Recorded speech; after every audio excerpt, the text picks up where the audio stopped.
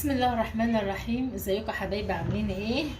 انا قناه يوميات ام العيال اللي اول مره بيشوفني، ويا ريت يفعل زر الجرس عشان يوصلوا مني كل جديد. ازيكم يا حبايبي، عاملين ايه؟ بصوا بقى، انا النهارده قلت يا بنت ايه، كان عندي حته لحمه كده، كان نص كيلو لحمه، رحت ماسكاه جايبه عليه بصلايه وراسين وفصين توم وربطة شبت وربطة بقدونس، وجيتني جايبة حتة اللحمة النص كيلو دي مع ربطة البقدونس مع ربطة الشبت. يا انا تعبانة، عندي برد. جيتني جايبة النص كيلو لحمة ده. يابا تعالي، لا اله الا الله، في ايه؟ جبت بقى النص كيلو لحمة مع ربطة الشبت مع البقدونس مع البصلاية مع فصين الثوم، ورحت ضربهم في الكبه كده زي ما انتم شايفين، طلعت حته اللحمه، حته العجينه اللحمه. وجيتني جايبه كوبايه كده، يعني قولي مد صغير رز، وجيتني طحناه، ورحت عامله ايه، قلت النهارده اعمل للعيال كفته بالرز. طبعا انا ايه، عشان عارفاكم كلكم شاطرين وستات بيوت وزي العسل كمان، فلكل بقى ايه قرشانيه كده بتتفرج عليا، انا عارفه ان انتي شاطره واشطر مني واحسن مني كمان، فما حبيتش بقى ان انا بقى حاطه بقى الكبه بقى وحاطه بقى البصل والثوم واحد، لا انا حطيت البهارات اللي كلنا بنعملها، بس انا ما بحبش اكتر فيها الرز قوي بصراحه عشان ما تنفش في الصلصه. ورحت ضرباهم كده وقلت بقى ايه ابلبحهم واحنا قاعدين مع بعض، واعمل ايه، واعمل حبه اللهم صل على النبي، واعمل حبة الصلصة معاكم. وانا عندي حبة رز من امبارح في التلاجة، اسخنهم معاهم، ويبقى ده ايه غدانا النهارده. انا بقى ايه، لقيت بنتي بتقول لي يا ماما انا نفسي في الكفتة اللي بالرز، قلت يا بت روح هاتي نص كيلو لحمة وعليه كوباية رز والبصلاية وربطة الشبت مع ربطة الكزبرة، قلت يا بت اعملي لها الكفته اللي هي نفسها فيها. وكل بقى بيقولوا ايه النهارده 11/11 البلد هتقوم مش هتقعد، ما حصلش حاجه والحمد لله الحمد لله، ربنا كده يعديها علينا بخير يا رب، يا رب يسترها علينا كلنا. قلت بقى ايه اعمل لهم ايه طبقين الكفته دول، واطلع حبه الرز اللي عندي في التلاجة واعمل الصلصه ونتغدى. وده بقى ايه يبقى غدانا النهارده. والاستاذ بودي طبعا قاعد جوه بيذاكر عشان عنده امتحان يوم الاحد، فايه قاعد جوه يذاكر، فانا بقى ايه هصبع الكفته دي، وبعد كده ايه عشان ما تقلقوش مني، ما قصدي ما تتخنقوش مني وتقولوا بقى ايه الولاد الرغايه دي ايه، دي رغايه قوي واحنا اتخنقنا، انا مش عايزه حد يتخنق مني. هخلص بقى ايه بقى لف بروح حته اللحمه دي صوابع كده، انا بحب اعملها الكفته كده، هخلصها وارجع لكم تاني بقى ايه نكمل رغي كده وانا بحمرها وبعمل الصلصه، عشان انتوا وحشتوني، وانا بصراحه كمان مش لاقي حد اتكلم معاه، قلت اتكلم معاكم شويه. يلا اديني ايه بلبعت حبه الكفته همت شايفين اهو، ده بقى نص كيلو لحمه عشان بنتي كانت نفسها فيها. تعالى بقى ايه نشوفوا الايه البصلايه، ابشر البصلايه انا اشيل الكفته دي، خد البصلتين بتوع الصلصه، اشوف بقى انا هعمل ايه في الصلصه بتاعت الكفته.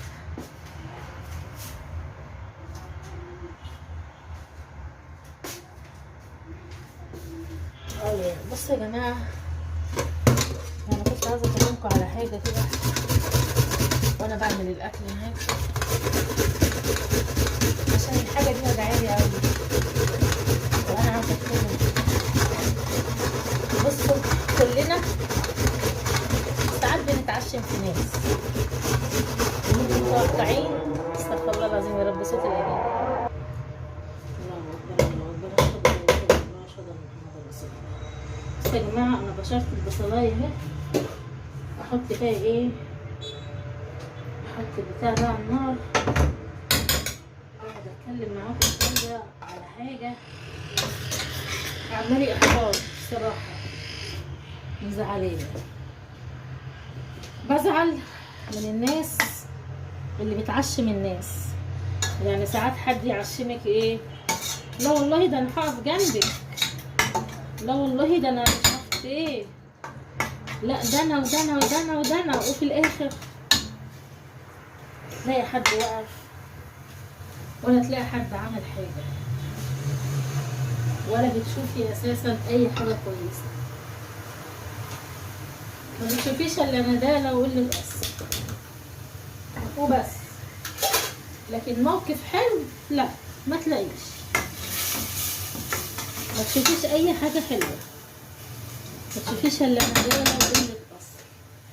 مش عارفه ليه، مش عارفه ليه الناس كلها بقت وحشه كده وبتكره بعضها وبتكره الخل بعضها. معرفش ليه، معرفش ليه كله بقى كده بقى بيحقد على كله، وكله بقى بيغل من كله. مش عارفه ليه، يعني انا نفسي افهم. زمان كانت الناس تبقى يعني زمان كان يبقى تلاقي مثلا حد يبقى مبسوط ان هو ساعد حد او عمل معاه حاجه كويسه، يا يبقى مبسوط، يمكن يبقى مبسوط اكتر من اللي اتعملت له المصلحه. دلوقتي بقينا عايشين في غابه. لا ده كلمه غابه دي شويه، لان الحيوانات حنينه مع بعضها عننا احنا بني ادمين. انا دلوقتي بقيت اشوف غباوه ونداله وقله اصل في حياتي ما شفتها. يعني مش عارفه اقول ايه، مش عارفه اقول ايه. استغفر الله العظيم يا رب، استغفر الله العظيم يا رب. يمكن انا بكلمكم وانا مخنوقه والله. لسه انا كده حطيت البصل اهي تحمر، هحمر بقى الكفته. والله بتكلم وانا مخنوقه، ربنا واحد اللي عالم بيا. مخنوقه من الدنيا ومن الناس ومن النفاق ومن الكذب ومن حاجات كتيره قوي قوي. يعني الكذب بقى كتير قوي والنفاق بقى كتير، وما بقتش عارفه مين الكذاب ومين الصادق. لما الواحد خلاص فقد يعني انا فقدت الثقه في ناس ياما، والله العظيم فقدت الثقه في ناس ياما. اللي بيضحك في وش الواحد ومن وراه اللي يقدروا عليه ربنا بيعمله. بسم الله الرحمن الرحيم. نفاق وكذب وغش. يعني انا اقسم بالله انا ما قادره اقف وتعبانه. مش عارفه، انا مش عارفه اقول ايه. انا اساسا انا مش لاقيه كلام اقوله عشان يعبر عن اللي جوايا، لان اللي جوايا ربنا عالم بيه. بس نفسي لما يكون حد، يعني اقول ايه، مش عارفه اوصلها لكم ازاي والله يا جماعه. بس انا يعني معدي عليا موقف كده، اتعشمت في ناس ياما خلوا بيا. اتعشمت، يعني انا اتعشمت في ناس كتير قوي للاسف خلوا بيا.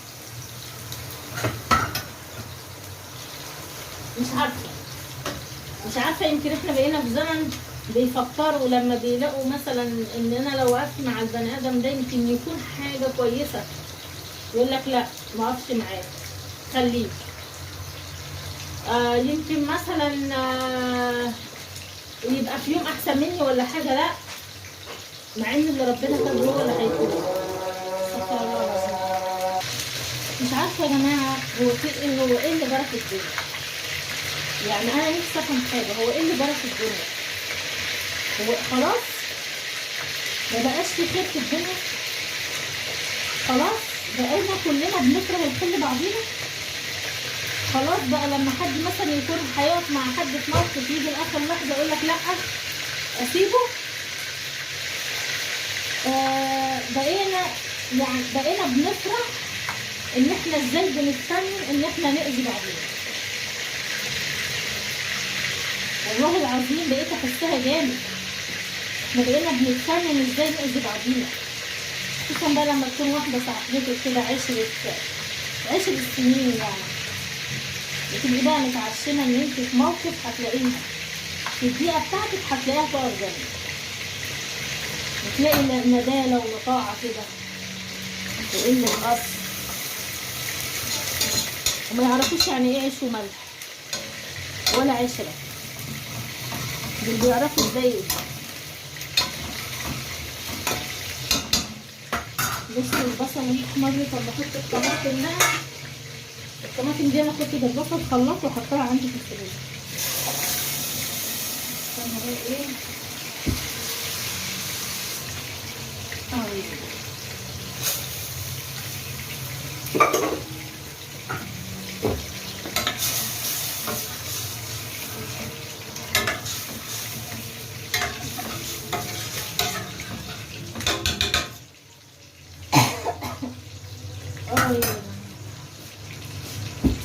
والله يا جماعة،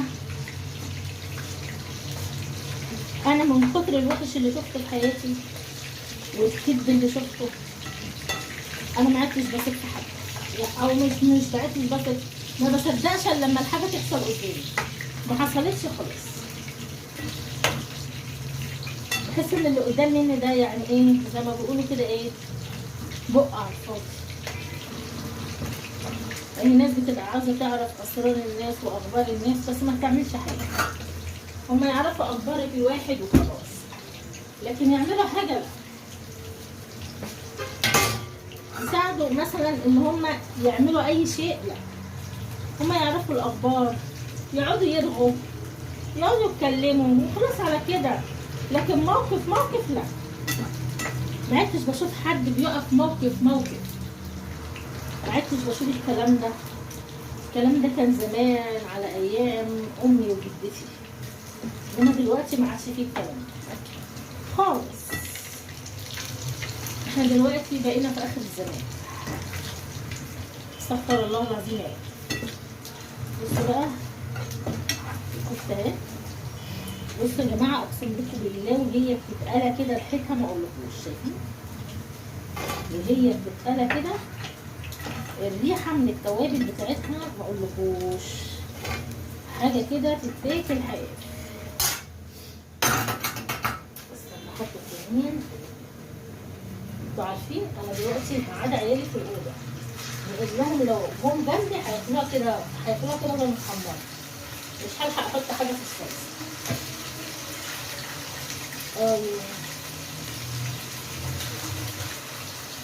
وزي ما قلت لكم ده كان نص كيلو لحمه، حطيت عليه بصلايه وفصين ثوم والتوابل وربطه شبت وربطه بقدونس، كزبره. والله ما بحبش احط بقدونس، بس انا اتلخبطت والله العظيم، انا اتلخبطت.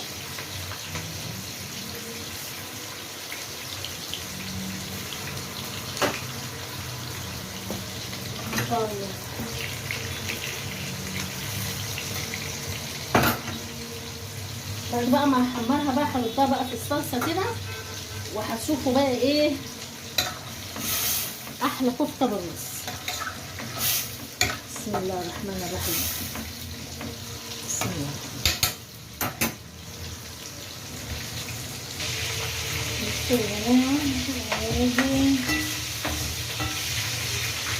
بسم الله.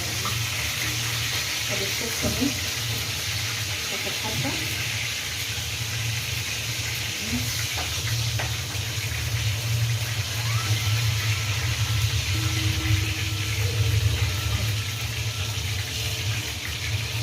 الكفتايه، مش عارفه معصلجه معايا، احمرت من حته وحته لا، حتى الكفته معصلجه معايا. شفتوا المره اللي انا فيه الفيديو ابني واقف ورا الكاميرا اهو، بص بيشاور هيموت وياكل. طبعا انت هتموت تاني. ايه؟ ماما وانا كمان ادوق. وانت كمان تدوق؟ حاولي. اتفضل يا حبيبي دوق.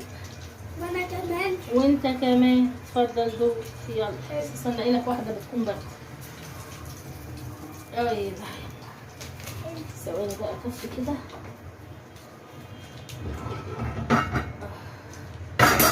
بصوا كان لكم كده الصلصه اهي نشفت وزودتها ميه. هسقط ده بقى في الكفته. ايه بودي؟ ايه؟ طيب ماشي. طب بودي طلع لي بقى ايه حله الرز بتاعت امبارح من التلاجة عشان خاطر ايه احطها عندك هنا، عشان خاطر ايه اسخن لكم شويه الرز مع حبه الكفته دول. طيب ماشي. طيب خلصت مذاكره؟ الحمد لله خلصت. خلصت. ماشي. لما تغلي بقى الصلصه هنيجي ايه نحط الكفته ونسخن حبه الرز. كان عندي من امبارح من الغدا.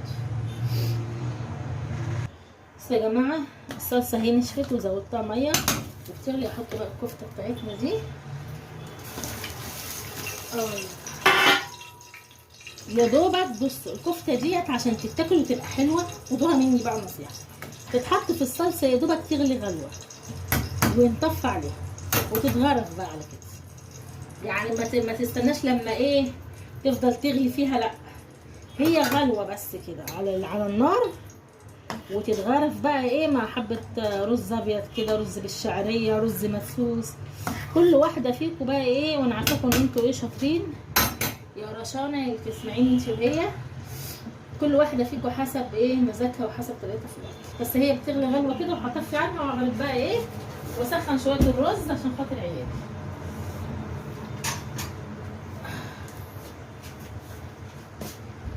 بصوا اهي في الكبشه. طبعا انت يا استاذ بودي قاعد ايه مستني اول ما تيجي هفطرها. مش كده اول ما تيجي هفطرها يا راجل. بس يا جماعه اهي هي هتغلي خلاص. انا كده اطفي بقى عشان ايه اهي شايفين الحلاوه. ما اقولكوش على الريحه، ما اقولكوش على الريحه، ريحه تسطل. شايفين اهو. ده بقى غدانا النهارده. بنتي كان نفسها فيها صراحه فانا ما رضيتش ازعلها.